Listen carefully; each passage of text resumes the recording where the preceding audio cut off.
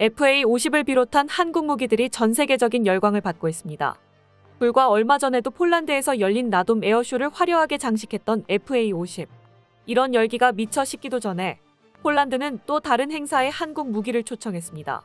뿐만 아니라 같은 시기에 동남아나 중남미 등 지구 반대편에서도 한국 무기를 향해 끊임없는 러브콜을 보내고 있었죠. 그런데 이런 상황이 안 잊고 와서 부들부들 떨고 있는 나라가 있었으니 바로 중국입니다. 중국은 또 아무런 근거 없는 억지 주장으로 한국 무기를 헐뜯어댔지만 최근 들려오는 소식들은 하나같이 이런 주장을 정면에서 반박하는 것들 뿐이었죠. 매번 뻔한 사실을 외면하고 억지로 한국을 폄하해야 하는 중국 관영 매체 기자들도 이쯤 되면 애처로운데요.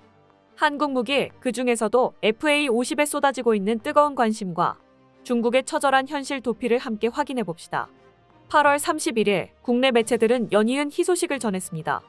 국내 주요 방산 기업들은 9월 5일부터 열리는 폴란드 국제방산전시회 MSPO에 참가해 K방산의 우수성을 알릴 예정입니다. 그 직후에는 한국경제사절단 자격으로 12일부터 15일까지 열리는 폴란드 크리니차 포럼에도 참석한다고 하는데요. 업계에선 이 포럼을 계기로 한국의 폴란드 무기 수출 2차 이행계약 협상과 새로운 무기 수출 논의까지 탄력이 붙을 것으로 보고 있습니다. 방산업계는 올 하반기 폴란드와 수출 2차 실행계약 체결을 시작으로 유럽 방면에서 추가적인 시장 공략에도 박차를 가할 예정입니다. 폴란드 수출 2차 실행계약의 경우 K2 전차 820여 대, K9 자주포 430여 문, 다연장 로켓 천무 80여 문 등 25조 원이 넘는 수출 계약을 비롯해 다양한 협력을 끌어낼 가능성이 관측되고 있습니다. 특히 하나에어로스페이스의 K9 자주포는 MSPO를 계기로 영국 자주포 사업을, 레드백 보병 전투차는 루마니아 장갑차 사업의 수주 계약을 체결할 수도 있다는 예상이 많죠. 그리고 라돔 에어쇼에서부터 그 존재감을 뽐내왔던 FA-50의 경우 폴란드 국내에 항공정비 MRO 센터를 설립하는 등 항공기 정비 및 운용에 관한 추가 협력을 타진할 것이 거의 확실시되고 있는 상황입니다. 이들 사업을 지원하기 위해 한국 측에서도 거들고 나섰습니다. 박람회 기간에 맞춰서 국방부와 민관합동 한국사절단이 폴란드를 공식 방문하기로 한 것입니다. MSPO 박람회의 준비 상황을 직접 점검하고 직후 폴란드 측과 장관급 회담을 개최해서 전략적 동반자 관계 강화와 방산협력 확대를 위한 심도 있는 논의를 할 예정이라고 합니다. 폴란드와는 지난 7월 이미 추가적인 계약에 대한 윤곽이 다 잡힌 상황이었지만 그 세부적인 내용은 아직 공개하지 않은 상태입니다. 당시엔 9월쯤 되면 세부 내용을 일반에 공개하게 될 것이라는 이야기가 있었는데 그게 바로 MSPO 박람회를 가리킨 것으로 보입니다. 이에 한폴 양국 모두에서 조만간 들려올 희소식을 기대감을 가득 품고 기다리고 있는데요. 유독 이런 상황을 견디질 못하는 나라가 있었으니 바로 중국입니다. 얼마 전 중국 관영 매체 소후는 잘 나가는 한국산 무기의 이면에는 많은 문제가 숨어 있다며 누가 묻지도 않았는데 한국 방산을 헐뜯기 시작했습니다. 이들은 한국이 최근 수년간 국제 방산 시장에서 대규모 수주에 성공하고 더 나아가 유럽 국가들에 대한 주요 무기 공급국 지위를 얻어낸 업적을 짐짓 칭찬했는데요. 답지 않게 웬 칭찬이냐 하기가 무섭게 사실 한국 무기에는 많은 문제점이 있다는 주장을 펴기 시작했습니다. 이들이 처음 걸고 넘어진 것은 KF-21이었습니다. 국내 언론에서 KF-21의 양산 가격 문제가 대두된 점을 지적하면서 KF-21이 5세대 전투기가 되지 못했으며 목표했던 양산과도 맞추지 못한 것은 한국의 기술력 부족 때문이라고 주장했죠. 그러면서 그 이후로 핵심 기술 대다수가 국산이 아니라는 점을 지목했는데요. 별다른 근거는 되지 않으면서 아무튼 한국 무기는 국산화율이 낮고 이로 인해서 빈번한 체계 결함까지 겪고 있다고 말했습니다. 이어서 외신 등이 분석한 한국 방산의 성공 요인에는 우크라이나 전쟁 등의 사건이 시기적절하게 발생해준 운이 매우 컸다면서 한국이 스스로 이룬 업적이 아니라며 폄하했죠. 마지막으로 한국이 방산 수출 확대를 위해서 자주포를 사면 자동차 생산 라인을 깔아주는 등의 유연한 마케팅 전략을 사용했다는 점을 걸고 넘어지며 성능이 아닌 상술로 승부한 것이라고까지 했습니다. 결과적으로 한국 무기는 미국 무기를 살 수 없을 때 찾는 저렴한 땜빵이나 마찬가지라고 말하고 있는데요. 물론 이들의 주장에는 어떠한 근거도 없으며 개중에는 명백하게 틀린 주장까지 있습니다. 하지만 이걸 하나하나 논증을 대가면서 조목조목 반박할 것까지도 없이 우습게도 간단하게 찾을 수 있는 최근의 소식들만 모아봐도 이들의 주장이 억지라는 점을 알 수 있었습니다. 지난 8월 25일 페루 국영항공기업 세만페루는 공식 홈페이지를 통해 FA-50 관련 카이와 부품 생산 협력을 진행 중이라고 밝혔습니다. 이들에 따르면 중남미 지역 카이 담당자들이 세만페루의 시설을 방문해 항공기 정비, 랜딩기어 오버홀, 항공기 부품 생산 등의 역량을 평가했다. 카이의 전문가들은 세만 페루가 보여준 항공산업 발전상에 매우 만족스러워했다. 이에 카이 전문가들은 타당성 조사 및 생산을 위해 FA-50 항공기에 들어가는 여러 항공 부품을 세만 페루에 전달했다고 하는데요. 이 말인즉슨 카이가 중남미 방면에 FA-50 생산 시설을 마련할 계획이고 이를 페루에 맡기려 한다는 것으로 해석할 수 있습니다. 페루는 남미에서 흔치 않은 한국 공군 장비를 구매해본 적이 있는 나라기 때문이죠. 바로 KT-1 웅비 기본훈련기입니다.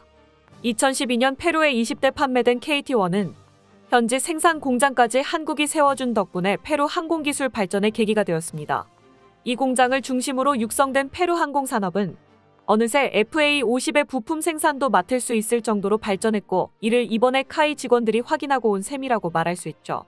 페루 내에서는 KT-1의 사례처럼 FA-50의 부품 생산 역시 맡을 수 있다면 추후 페루의 항공 산업 역량 강화에 결정적인 도움이 될 것이라는 반응을 보이며 이를 반드시 붙잡아야 할 기회라고 표현하기도 했습니다. 심지어는 이를 계기로 훗날 KF-21을 도입하는 것까지 기대하는 목소리까지 있었습니다. 한국 입장에서도 아메리카 대륙의 한 군데 정도는 FA-50 생산 시설을 마련해둬서 나쁠 것이 없습니다. 무엇보다 현재 FA-50이 노리고 있는 미군의 훈련기 사업을 위해서라면 조금이라도 가까운 곳에 교두보를 마련해둘 필요가 있었죠. 총 파급 효과 340조 원으로 평가받는 미군의 훈련기 사업을 따내게 되면 무려 4자릿수의 FA-50을 도입하게 될 것이며 이만한 수량을 전부 태평양이나 대서양을 건너서 전달하는 것은 비효율적이기 때문입니다. 성사된다면 물론 미국 내에도 생산시설을 깔게 되겠지만 상황에 따라서는 비교적 가까운 페루에 설립한 생산 라인 역시 이 계약의 수혜자가 될 수 있을 것입니다. 이 소식으로 미루어 알 수 있는 점은 중국의 주장과는 달리 한국은 핵심 부품까지 포함해서 모두 스스로의 힘으로 만들 수 있다는 점입니다. 중국 말처럼 한국이 주요 부품을 수입에 의존하고 운용 및 수출에 있어서 모두 원생산국의 허가를 받는 처지라면 어떻게 해외에다가 수많은 생산시설을 지어 놓을 수 있을까요? 페루의 사례만 보더라도 카이의 직원들이 방문해 기술 수준을 확인할 정도라고 하는데 부품을 만들지도 못한다면 어떻게 그런 평가가 가능할까요? 한국과 협력한 국가들이 전부 바보가 아니고서야 중국의 이런 주장은 사실이 될 수가 없습니다. 또 다른 소식을 볼까요? 지난 8월 27일 국내 매체 보도에 따르면 FA-50이 필리핀이 진행 중인 신규 전투기 도입 사업에서 경쟁국 기종들을 압도했다고 합니다. 이 사업에서 한국은 FA-50 블록 20을 가장 유력한 경쟁 상대인 스웨덴은 그리펜을 출격시켰는데요. 스웨덴 측이 사업에 대한 정확한 방향성을 잡지 못하는 사이 한국이 출중한 성능과 사후 지원 그리고 상호 운용성으로 고지를 점했다는 것입니다. 스웨덴이 당초 필리핀에 제안했던 기종은 그리펜 NG로 그리펜 이름을 달고 있는 전투기 중 최신형에 해당하는 것이었습니다. 그리펜 엔진은 성능은 나쁘지 않았으나 개량 과정에서 그리펜이 가진 장점들을 모두 희석시켜버린 존재였는데요. 현재 멀티롤 전투기의 국제적인 표준은 F-16 혹은 미그-29라고 할 수 있습니다. 그리펜은 스웨덴이 이들을 상대로 낸 도전장이었는데 그 야심이 무색하게도 체급이 한 단계 작아서 필연적인 성능 격차가 발생했습니다. 대신에 챙긴 강점이 바로 저렴한 획득 비용 및 유지 비용이었죠. 그리펜은 이를 통해 어느 정도의 수출 실적은 쌓을 수 있었지만 개발 당시에 기대했던 수준의 실적에는 전혀 못 미쳤습니다. 그래서 개발된 것이 바로 그리펜 NG인데요. 스웨덴은 그리펜의 실적 부진의 원인이 결국에는 체급으로 인한 성능 부족이라고 판단했고 이를 보완해서 동체를 전면 재설계하고 각종 항전 및 무장도 최신화한 꽤 괜찮은 사양으로 그리펜을 개량했습니다.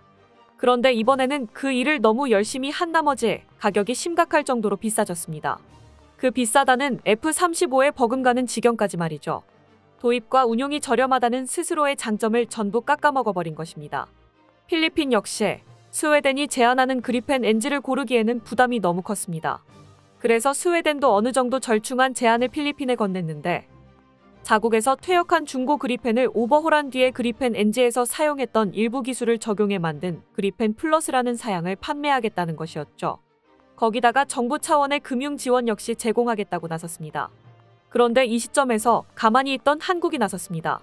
마침 폴란드와 말레이시아에 판매할 FA-50 블록 20의 사양이 정해지기도 했고 스웨덴이 스스로 스펙을 낮춰서 그리펜 플러스로 사업에 나선다면 한국이 패배할 이유가 없다고 판단했기 때문입니다. 필리핀은 이미 한 차례 FA-50을 도입해 공격기로서 사용하고 있습니다. 심지어 최초의 실전 사례도 이들 필리핀이 만들어준 것이었죠. 만약 전투기 사업에서도 한국의 FA-50을 받아오게 된다면 유지보수의 편의성은 물론이고 개량된 성능까지 큰 이득을 누릴 수 있게 됩니다. 스웨덴 측이 큰맘 먹고 제시한 금융 지원 같은 건 한국에서는 그냥 기본 옵션이죠.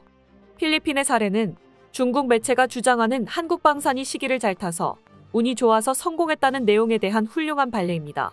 한국 방산은 세상이 이렇게 되기 전부터 피나도록 노력했습니다.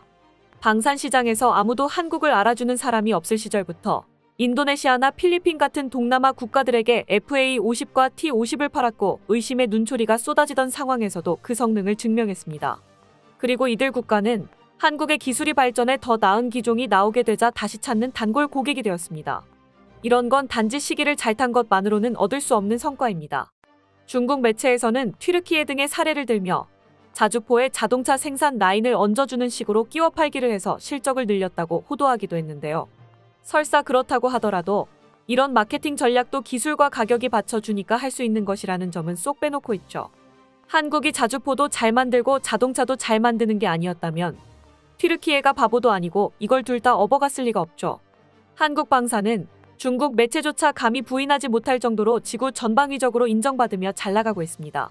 중국이 괜히 화를 내며 헐뜯는 것도 이러한 사실을 인정하지 않을 수가 없어서일 것입니다. 그리고 자기들은 이런 일을 따라하지 못하기 때문이기도 하겠죠. 이렇게 중국의 반응을 전할 때마다 언급하는 것이지만 중국이 이렇게까지 싫어하는 일이라면 한국 방산은 옳은 길을 가고 있는 것이 맞습니다. 앞으로도 한국 방산이 길을 잃지 않고 탄탄대로만 달려가길 빌어봅니다. 끝까지 시청해주셔서 감사합니다. 도움이 되셨다면 좋아요를, 다른 이야기도 궁금하시면 구독을 눌러주세요.